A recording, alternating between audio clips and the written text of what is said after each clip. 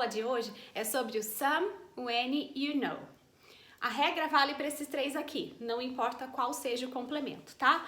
Quando eu falo em complemento, eu tô falando aqui somebody, someone, something, não importa quem seja o complemento. A regra é a mesma para todos os casos, tá?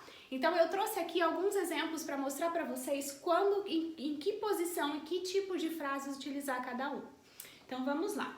O primeiro exemplo que eu tenho aqui é I know somebody here. I know somebody here. Então eu conheço alguém aqui. Aí a frase é a seguinte, é afirmativa, certo? Então se eu tenho frases afirmativas, eu vou usar o somebody. Então some eu uso para frases afirmativas. Muito bem. A próxima frase. Do you know anybody here? Do you know anybody here? Você conhece alguém aqui, ó? Atenção, é uma question, certo?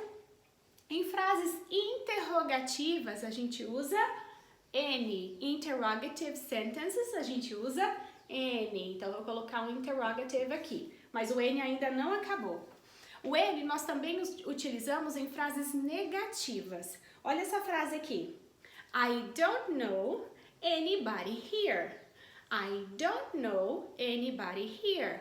Essa frase ficaria, eu não conheço alguém aqui.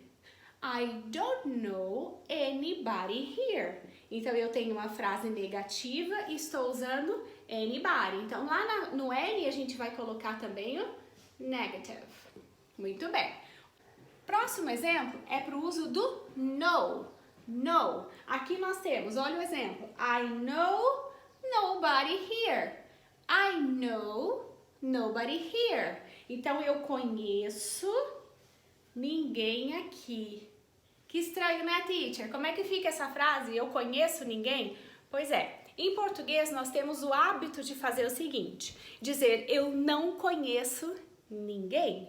Só que nesse caso, eu tenho duas negativas. E a gente aprende lá em matemática que uma negativa, duas negativas, uma anula a outra, certo? Então, se eu tenho eu não conheço ninguém, eu conheço alguém? Talvez, não importa, mas vou mostrar para vocês como é em inglês. Então, em inglês não existe eu não conheço ninguém. Ou você não conhece alguém, que é o caso desse exemplo aqui, I don't know anybody, eu não conheço alguém aqui, ou eu conheço ninguém aqui. É assim que funciona em inglês, tá? Eu não conheço ninguém aqui. Então, a gente chega à conclusão de que o any e o know servem para frases negativas. Só que, quando eu uso any, eu já tenho uma negativa de início aqui.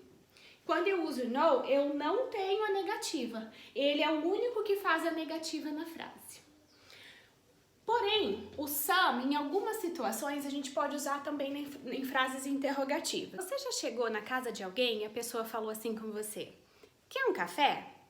O que esse significa em português? Quer um café?